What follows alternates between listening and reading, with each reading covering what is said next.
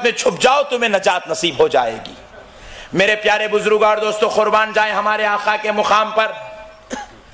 دیکھیے حضرت اسحاق علی نبینا علیہ السلام کون ہے؟ آپ کو معلوم ہونا چاہیے کہ حضرت اسحاق حضرت ابراہیم کے بیٹے ہیں۔ حضرت اسحاق علیہ السلام کی امت میں اللہ نے 70,000 نبیوں کو پیدا کیا۔ آپ کی اولاد میں 70,000 پیغمبر پیدا ہوئے۔ حضرت ابراہیم علیہ السلام کے بیٹے اسحاق علیہ السلام ایک بار راستے سے گزر رہے ہیں، ایک معذور شخص اپنی بنڈی پر بیٹھا ہوا ہاتھوں سے اپنے جسم کو گھسیٹتا ہوا آگے بڑھ رہا تھا۔ اس نے حضرت اسحاق کا گزر ایک دوسری گلی سے دیکھا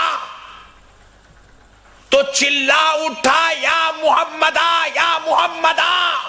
سبحان اللہ۔ حضرت اسحاق علیہ السلام پریشان ہوئے، یہ نام کون پکار رہا ہے، کدھر سے کہاں سے پکار رہا ہے؟ پلٹ کر دیکھتے ہیں تو ایک معذور شخص جس کے دو اپنے پیروں سے معذور ہے، ایک بنڈی پر بیٹھا ہاتھوں سے کھسکتا ہوا مجھے پکار رہا ہے۔ حضرت اسحاق دوڑے دوڑے اس کے قریب آئے اور آ کر کہنے لگے، اے پکارنے والے ذرا بتا تو صحیح تو نے مجھے کس نام سے پکارا ہے؟ کہا کہ میں آپ کو محمد کے نام سے پکار رہا ہوں۔ کہا تجھے کیسے معلوم کہ میرا نام محمد ہے؟ تو کہا سنو، میں نے پچھلے نبی کی کتاب میں پڑھا تھا محمد ایک ایسی ذات آئے گی جب وہ چلیں گے تو راستے سے خوشبوئیں مہکا کریں گی۔ قیامت کے قریب ایک ایسی ذات آئے گی جب وہ چلیں گے تو ان کے چلنے پر ابر ان کا سایہ کرے گا۔ وہ جب راستے سے گزریں گے تو سارے راستے مہک اٹھیں گے۔ میں تم کو دیکھ رہا تھا، راستہ مہک رہا تھا تو مجھے یاد آیا، ہو سکتا ہے کہ وہ محمد تم ہی ہو۔ حضرت اسحاق نے کہا سن سن، میں محمد نہیں ہوں، ہاں کاش اگر میرا رب مجھے محمد کے گھوڑے کی نال بنا کے پیدا کرتا تو بہتر ہوتا۔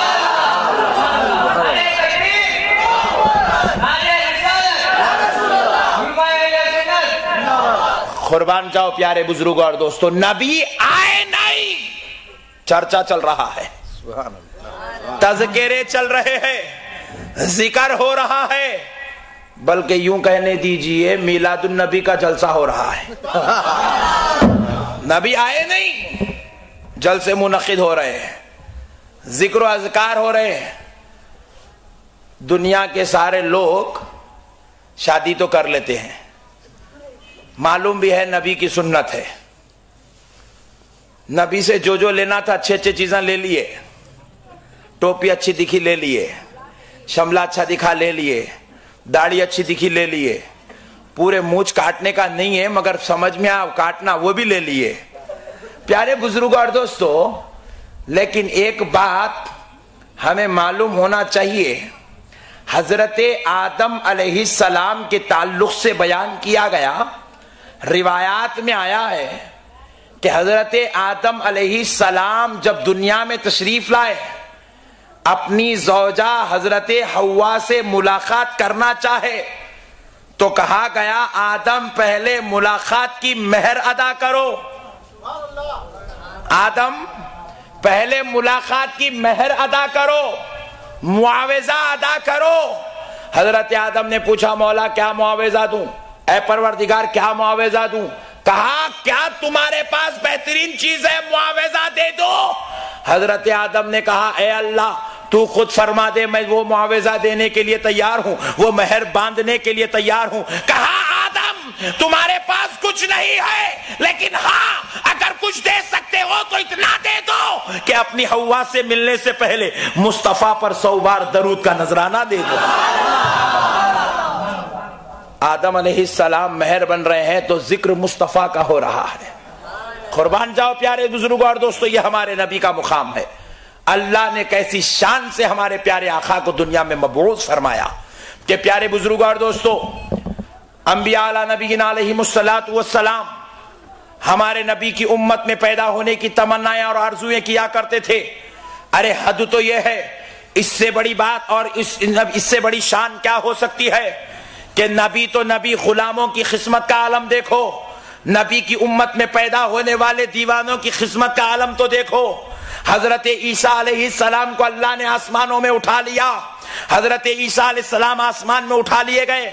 محشر کے قریب، قیامت کے قریب حضرت عیسیٰ علیہ السلام کو پھر سے دنیا میں مبعوث کیا جائے گا. عیسیٰ علیہ السلام نبی بن کر تشریف لائیں گے، لیکن عیسیٰ علیہ السلام اپنی نبوت نہیں منوائیں گے، اپنی رسالت کی تعلیم نہیں دیں گے، بلکہ عیسیٰ علیہ السلام اپنے رسول اللہ کے امتیوں کے بیچ میں آ کر رسول اللہ کی شریعت کی دعوت دیں گے، اسلام کی دعوت دیں گے، لوگوں کو کلمہ پڑھائیں گے. لا الہ الا اللہ عیسیٰ روح اللہ کا نہیں، لا الہ الا اللہ محمد رسول اللہ پڑھائیں گے. اور ذرا سنو، اس سے بڑی قسمت اس غلاموں کی اور کیا ہو سکتی ہے؟ عیسیٰ علیہ السلام جب آئیں گے تو کعبۃ اللہ میں ظاہر ہوں گے، فجر کی نماز ہو رہی ہوگی، میرے آقا کا غلام فجر کی نماز کے لیے مصلی امامت پر جا چکا ہوگا. عیسیٰ علیہ السلام آئیں گے، کوہرام مچے گا، امام پیچھے ہٹنا چاہے گا تاکہ عیسیٰ کو آگے بڑھا دوں، تو حضرت عیسیٰ فرمائیں گے نہیں نہیں، میں آج تجھے مقتدی بنانے کے لیے نہیں، مصطفیٰ کے غلام کی اقتداء کرنے کے لیے تشریف لایا. قربان جاؤ پیارے دوستو،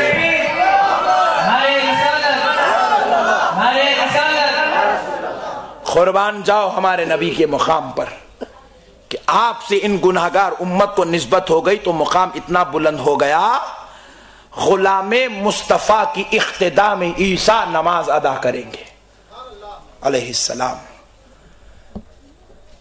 پیارے بزرگوں اور دوستو، اگر ایسی کروڑوں باتیں بیان کی جائے تو ہمارے نبی کی عظمت میں کم ہے. اللہ نے ہمارے نبی کو وہ مقام عطا فرما دیا. اب آئیے بالکل ایک چھوٹی اور مختصر سی بات اپنے نبی کی عظمت پر سناتا ہوں، اس کے بعد تھوڑا اولیاء اللہ کی عظمتوں پر بھی روشنی ڈالتے ہیں. دیکھو، ہمارے نبی کا نام ہے محمد صلی اللہ علیہ وآلہ وسلم. یہ جو نام محمد ہے، اس کے تعلق سے علماء مفسرین فرماتے ہیں کہ نام محمد کا معنی ایسی ذات جس کی حد سے زیادہ بار بار تعریف کی جائے. کہہ دو سبحان اللہ. محمد ایسی ذات کو کہتے ہیں جن کی حد سے زیادہ بار بار تعریف کی جائے. جس ذات کی حد سے زیادہ تعریف ہو اور بار بار تعریف ہو، اس ذات کو محمد کہتے ہیں. قربان جاؤ پیارے بزرگوں اور دوستو، یہ لفظ محمد اللہ رب العزت کا انتخاب کردہ نام ہے. ابھی میرے پیارے نبی صلی اللہ علیہ وسلم پیدا نہیں ہوئے، حضرت آمنہ رضی اللہ تعالی عنہا کے بطن اقدس میں منتقل ہو رہے ہیں. نور پاک مصطفیٰ منتقل ہوا. حضرت موسیٰ علیہ السلام حضرت آمنہ کے خواب میں تشریف لاتے ہیں، جلوہ گر ہوتے ہیں، فرماتے ہیں آمنہ مبارک ہو، آمنہ مبارک ہو، اللہ کا حبیب تم میں منتقل ہو چکا ہے، نبی آخر الزمان تم میں منتقل ہو چکے ہیں، سید الانبیاء تم میں منتقل ہو چکے ہیں، جنت کا مالک تم میں منتقل ہو چکا ہے، کائنات کا مختار تم میں منتقل ہو چکا ہے. اے آمنہ سنو، جب وہ پیدا ہو جائے ان کا نام محمد رکھنا اللہ نے حکم فرمایا ہے. پیارے بزرگوں اور دوستو، دیکھو ہمارے گھر بچے ہوتے ہیں تو نام باپ ہونے کی حیثیت سے ہم رکھتے ہیں، یا ماں رکھتی ہے، یا دادا دادی رکھتے ہیں، یا نانا نانی رکھتے ہیں. قربان جاؤ، یہ ہمارے بچے ہیں جن کے نام ہم رکھتے ہیں، مگر محمد کی عظمت کا عالم دیکھو. وہ پیدا ہو رہے ہیں تو عبد المطلب نے نام نہیں رکھا، حضرت عبداللہ و آمنہ نے نام نہیں رکھا، خالق کائنات نام ارشاد فرماتا ہے. اللہ نے آپ کے نام کا انتخاب فرمایا، اور ایسا نام انتخاب فرمایا، حضرت آدم تا محمد، حضرت آدم تا عیسیٰ، 1,24,000 پیغمبر پیدا ہوئے، ان کی امتوں میں کئی اولیاء پیدا ہوئے، کئی صحابی پیدا ہوئے، کئی عابد پیدا ہوئے، کئی زاہد پیدا ہوئے، کئی متقی پیدا ہوئے، لیکن محمد نام کا کوئی پیدا نہیں ہوا۔ محمد نام کا کوئی پیدا نہیں ہوا۔ اور میرے مصطفیٰ کا معجزہ تو دیکھو، جب وہ محمد کیا پیدا ہو گئے، ہر گھر میں اب محمد ہی پیدا ہو رہا ہے، ہر گھر میں محمد پیدا ہو رہا ہے، ہر گھر میں محمد پیدا ہو رہا ہے۔ خدا کی قسم اس مجلس میں اتنے بیٹھے ہیں، سوائے چند لوگوں کو نکال کر ہر ایک کے نام کے ساتھ محمد لگا ہوا ہے، ہر ایک کے نام کے ساتھ محمد جڑا ہوا ہے۔ میرے پیارے بزرگ اور دوستو، نبی آئے نہیں، آپ کے نام کا چرچا ہو رہا ہے۔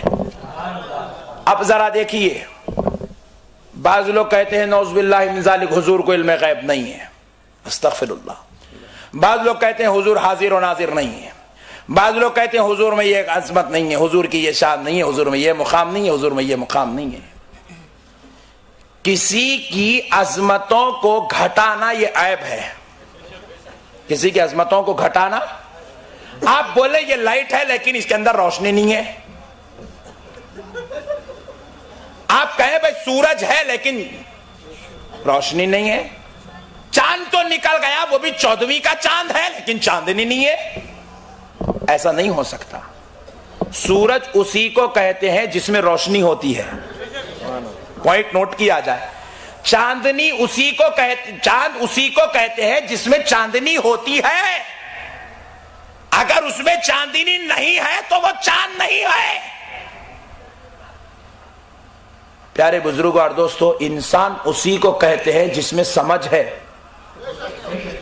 پوائنٹ نوٹ کیا جائے، میں بڑے لطیف انداز میں آپ کو لا رہا ہوں۔ جانور کو انسان نہیں کہتے حالانکہ زبان ہے،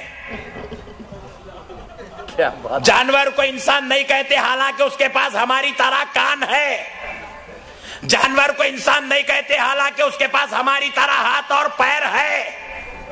انسان ہم کو کہہ رہے ہیں جبکہ سارے اعضاء ہمارے پاس جو ہے اس جانور کے پاس بھی ہے، لیکن اسے جانور کو انسان نہیں کہہ رہے ہیں۔ ہم نے پوچھا اس کو جانور کہہ رہے ہو، انسان کیوں نہیں کہتے جبکہ سب کچھ ہماری طرح موجود ہے؟ تو دانشمند عقل والا جواب دے گا سب تو موجود ہے لیکن عقل نہیں ہے۔ عقل کی وجہ سے ہم انسان ہو گئے، عقل نہیں ہونے سے وہ جانور ہو گیا۔ پیارے بزرگ اور دوستو، اب ذرا غور کرتے چلو۔ اب اگر کوئی کہتا ہے کہ محمد ہے اور عیب بھی ہے تو خدا کی قسم یہ ہو نہیں سکتا، کیونکہ محمد اس کو کہتے ہیں جس میں عیب نہیں ہوتا ہے۔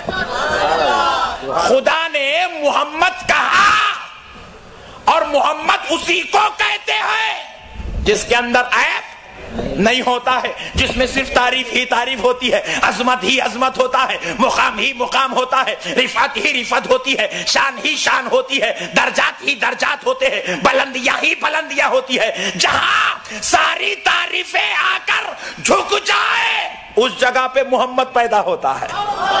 نعرہ تکبیر، نعرہ رسالت، علماء اہل سنت، نعرہ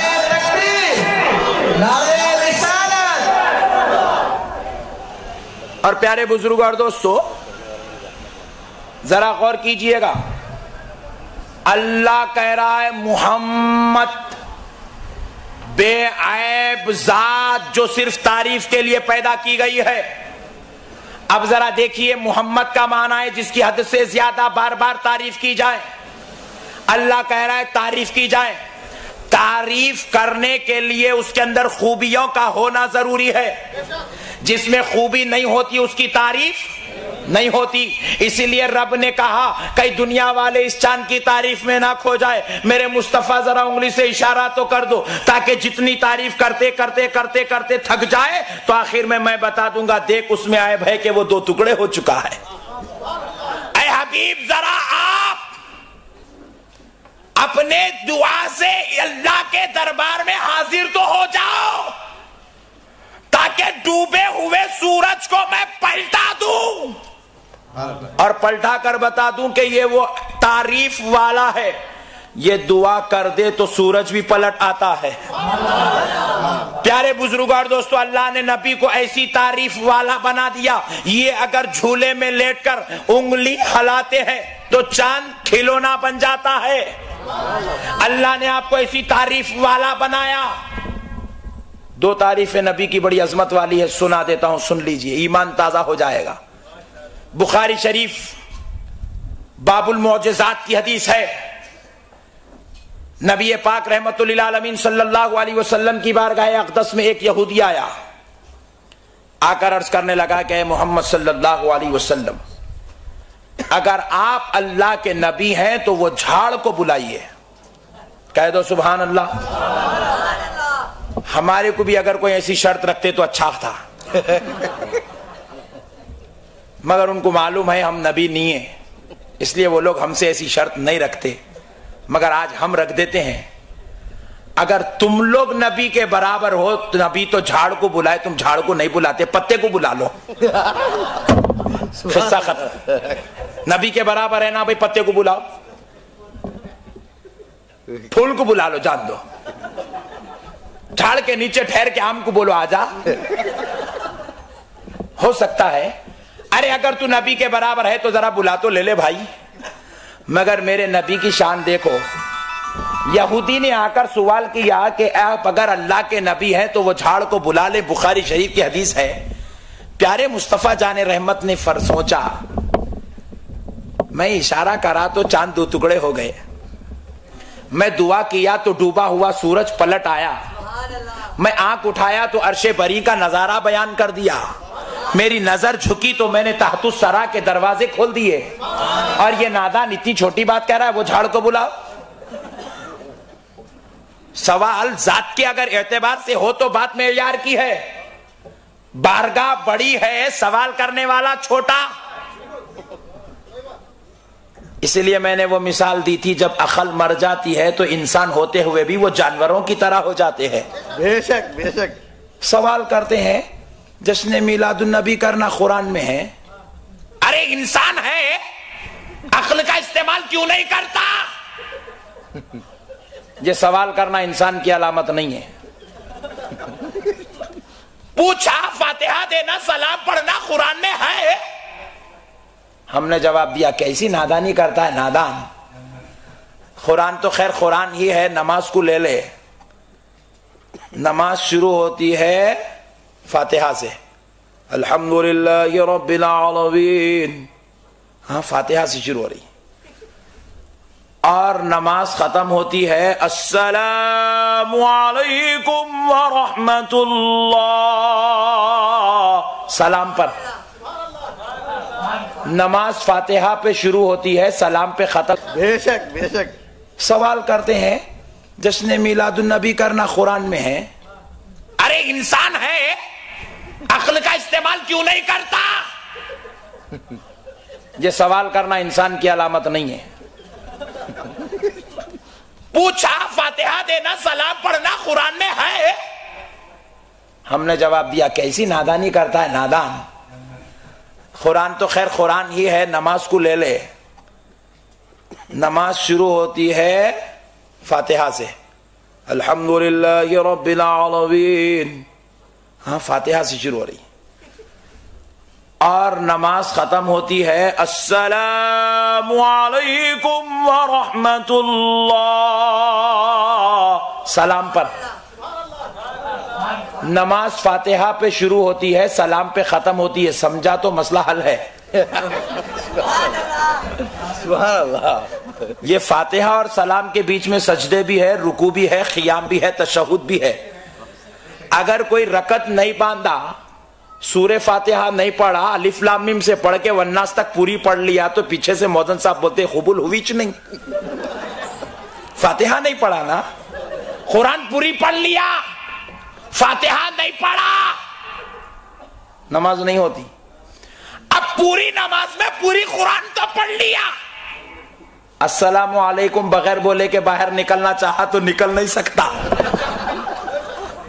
پوائنٹ نوٹ کیا جائے، خدا کا بنایا ہوا قانون ہے، رب نے ایسا قانون بنا دیا، کہا سجدے بیچ میں، رکوع بیچ میں، تشہد بیچ میں، تسبیحات بیچ میں، قرآن بیچ میں، فاتحہ پہلے سلام آخر میں، تاکہ نماز فاتحہ سے شروع ہو اور سلام پہ ختم ہو جائے۔ پیارے بزرگوں اور دوستو، قربان جاؤ، عقل ہوتی تو ہماری طرح سمجھ جاتا۔ ایک مسئلہ ذہن میں آ رہا ہے، سنا دیتا ہوں۔ ایک صاحب بولے، مول صاحب آپ لوگ تو پورے کھانے کو پیدا ہوئے۔ میں نہیں سمجھا تھا کڑپا کا ماحول اتنا بہترین ہے، آپ لوگ تو زندہ قوم ہے۔ پیارے بزرگوں اور دوستو، اب شرارت میں تھی وہ جملے تو میں نے بھی محبت میں جواب دے دیا، جی ہاں میاں، کھانا خوب کھانا جنتیوں کی علامت ہے۔ سبحان اللہ۔ ارے کامل صاحب، نئی ٹیکنیک بیان کر دی آپ۔ بولے جیسا سوال ویسا جواب، اب قرآن حدیث نہیں پوچھنا بیچ میں۔ بولے مول صاحب اب تک تو ہم سنے تھے کہ جو نماز پڑھتا ہے وہ جنت کو جاتا ہے، جو روزے رکھتا ہے وہ جنت کو جاتا ہے، جو حج کرتا ہے وہ جنت کو جاتا ہے، اور آپ کہہ رہے کھانے والا جنت میں جاتا ہے۔